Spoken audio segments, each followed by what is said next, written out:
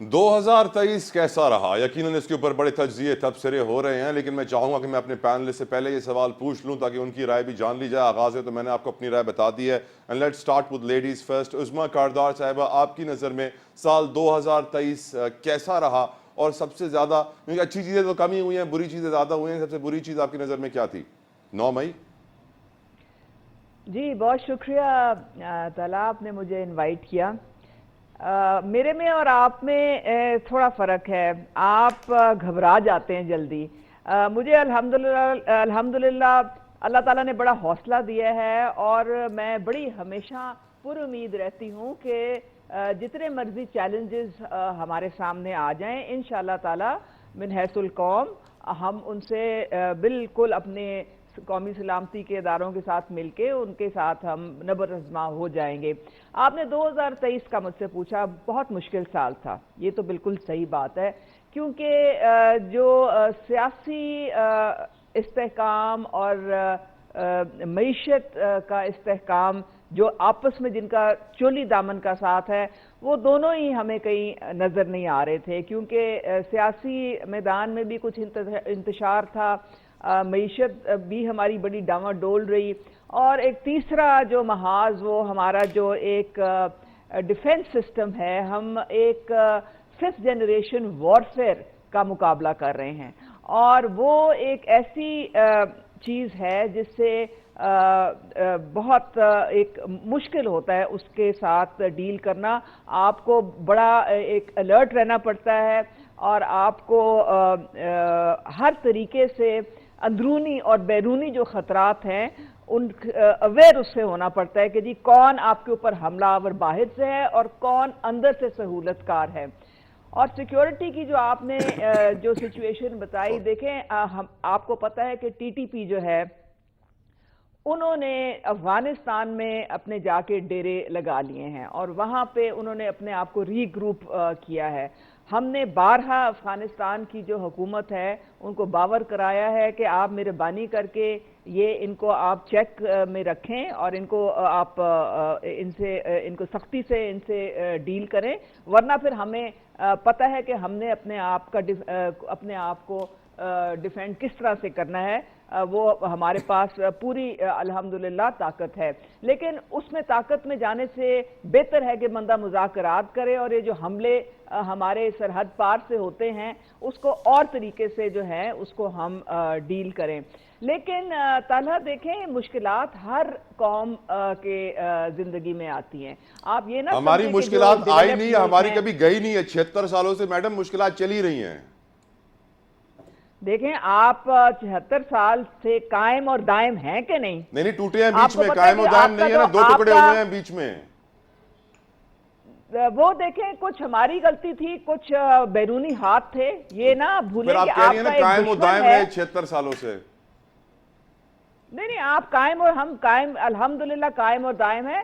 آپ دیکھیں جو آپ کا جو ایک ہمسایہ ملک ہے، وہ تو آپ کے وجود کو اس نے آج تک تسلیم ہی نہیں کیا، اس کا بس چلے تو وہ آپ کو کھا کے ڈکار بھی نہ لے۔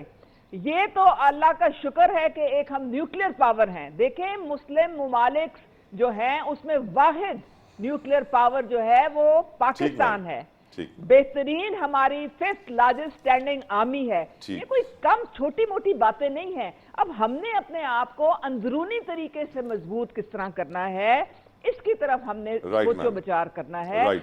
اور ہم نے مل کے آگے بڑھنا ہے، ہم نے مل کے اپنا جو ملک ہے اس کی پوائنٹ تعمیر ٹیکن، اور ترقی میں حصہ ڈالنا ہے، چاہے اس کے لیے ہمیں تھوڑی بہت قربانی بھی کیوں نہ دینی پڑے۔ پوائنٹ ٹیکن عظمیٰ صاحبہ۔ محمود مولوی صاحب، آپ کی نظر میں 2023 کیسا رہا، اور سب سے آپ کے لیے ہیپننگ مومنٹ 2023 میں کیا تھا؟ اور سر یہ بھی بتائے گا کہ 76 سالوں کے بعد ہم آج تک اندرونی اور بیرونی حملہ آوروں کا ہی تعین کرتے رہتے ہیں، یا آخر ہمارے اوپر حملے ختم کیوں نہیں ہوتے؟ کیا ہم کمزور ہیں؟ کیا ہم اٹریکٹیو ٹارگٹ ہیں ان کے لیے کہ ہاں یار یہ پاکستان کمزور ہے، ان پہ حملہ کرتے رہو؟ بسم اللہ الرحمن الرحیم۔ دیکھیں 2023 جو ہے ملک کے حساب سے تو میں کہوں گا کافی برا رہا۔ اس کی وجہ یہ ہے کہ میرے نظر میں ملک میں سب میں امپورٹنٹ چیز جو ہے وہ ہے اکنامی۔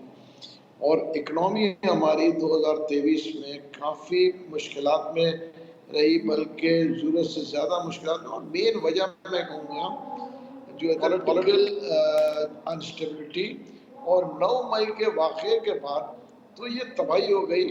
اس کی وجہ یہ ہے کہ دیکھیں ریٹ آف دی گورنمنٹ بدقسمتی سے، جو آپ نے سوال کیا نا ہم 73 سال سے کیوں چل رہے ہیں، دیکھیں اس کی وجہ ہے کہ ریٹ آف دی گورنمنٹ ہماری نہیں ہے اور نہ رہی ہے. ہم باتیں بہت اچھی کر لیتے ہیں دیکھیں، مگر ریٹ جب نہیں ہوتا ہے، کیا فرق ہے کہ یہاں اور دبئی میں 1 گھنٹے کا راستہ ہے، ٹھیک ہے نا، اور وہاں پہ جا کے وہاں پہ یہی ہمارے پاکستانی قانون کی عزت کرتے ہیں، قانون توڑنے کا سوچ بھی نہیں سکتے، اور رات کے ٹائم پہ، اور یہاں پہ دن دہاڑے توڑتے ہیں. اس کی وجہ یہ ہے کہ جس ملک میں سزا اور جزا، ٹھیک ہے نا، پرائرٹی نہیں دیا جائے گا. ہم سب لوگ بات کرتے ہیں قانون کی. آپ مجھے بتائیں نا، دو قسم کی تو عدالتیں ہیں، ایک طاقتور کے لیے اور ایک نارمل آدمی کے لیے. طاقتور کے لیے چاہے وہ کچھ کر لے اور بیل بھی ہو جاتی ہے اس کی، اس کو سزا بھی نہیں ہوتی ہے. اور عام آدمی جو ہے وہ سالوں بھگت رہا ہے. دیکھیں آپ جس ملک میں 10 سال 15 سال عدالتوں میں چکر کاٹ کے فیصلے نہیں ہوتے، تو آپ ایکسپیکٹ کیا کریں گے؟ میں آپ کو بتاؤں نارمل ہے کہ اگر چاہے وہ کرمنل کیس ہو، سول کیس تو 20 سال، کرمنل کیسز جو ہے 10 12 سال 15 سال سے چل رہے ہیں. اگر آپ 15 سال سے وہ کیسز چلائیں گے اور فیصلے نہیں ہوئیں گے تو آپ کیا ایکسپیکٹ کریں گے؟ دیکھیں یہ کہنا کہ ہم ایٹامک پاور ہیں، دیکھیں رشیا بھی جو USSR بھی ایک ایٹامک پاور تھا. تو ہم اس خوش فہمی میں نہ رہیں. خدا را اکنامی کو صحیح کریں. اکنامی اگر صحیح نہیں ہوگی تو بھلے ہمارے پاس ایٹامک پاور ہو، ہمارا جو ہے سروائیول بہت مشکل ہوگا. آئی ہر طریقے کمپلیٹلی سے ایگری. دیکھیں.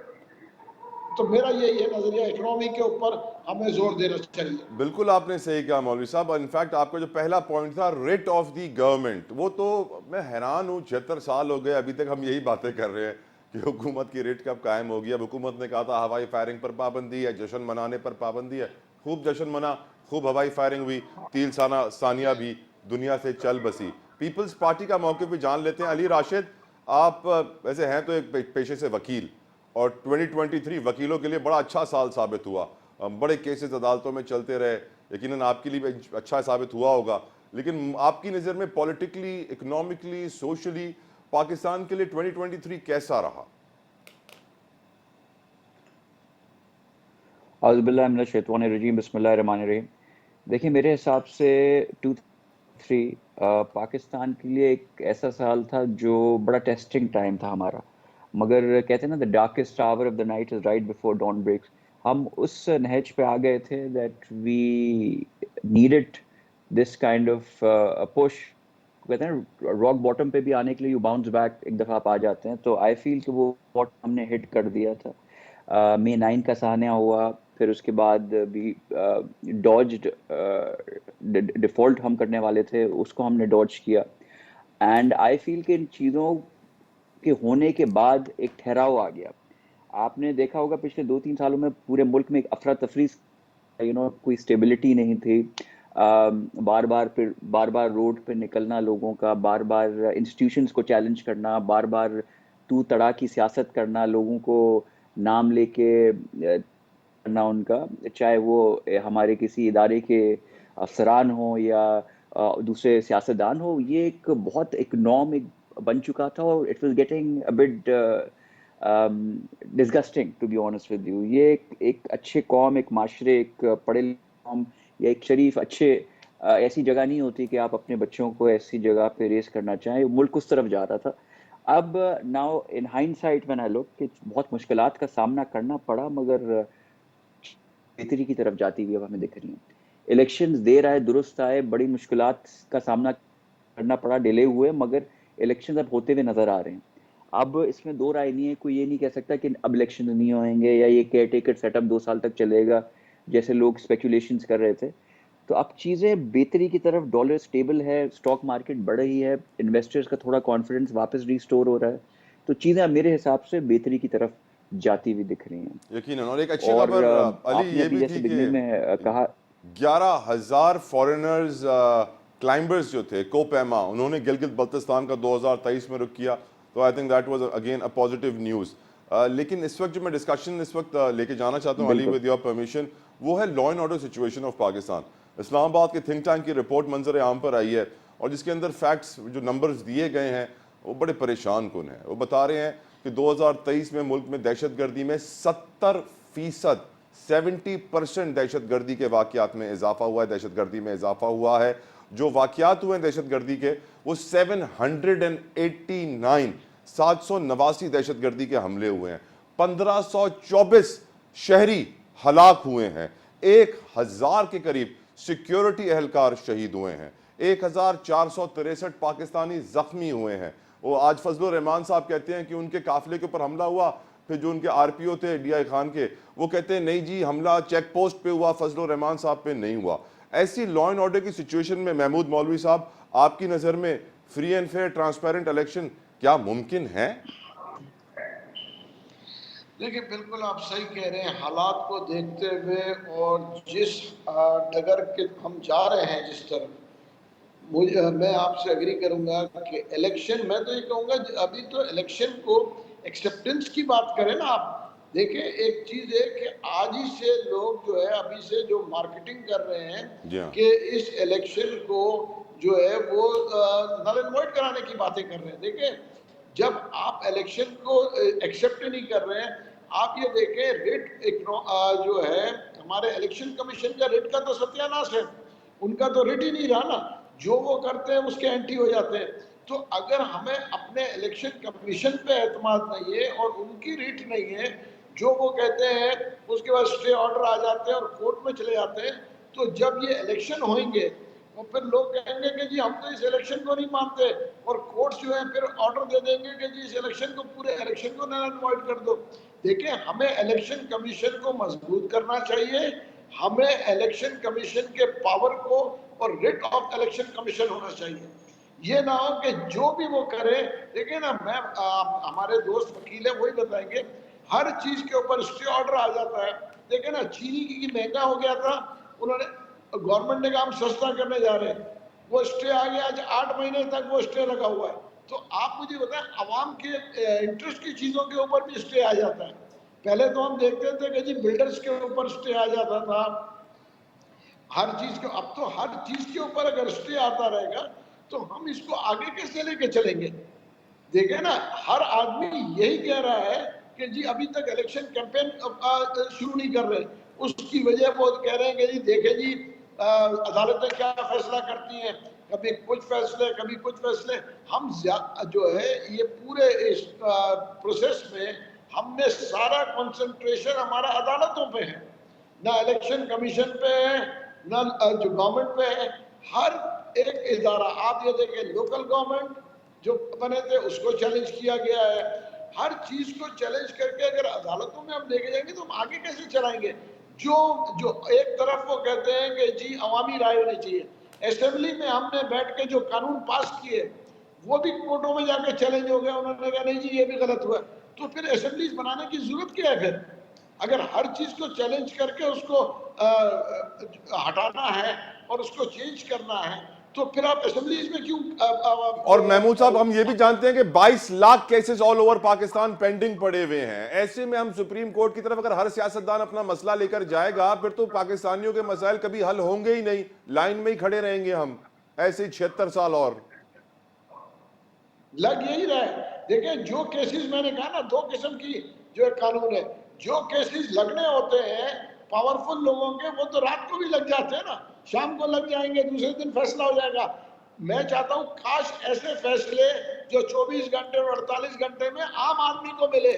जिस दिन आम आदमी को अदालतें फैसले 2-3 दिन में या 10-15 दिन में देंगे, ये मुल्क जो है कहां से कहां चला जाएगा। ये सर कानून साजी कर देना, आप असेंबली में मुकन्निना है, कानून बना दें कि अदालत को इतने दिनों में लाजमी फैसला देना होगा।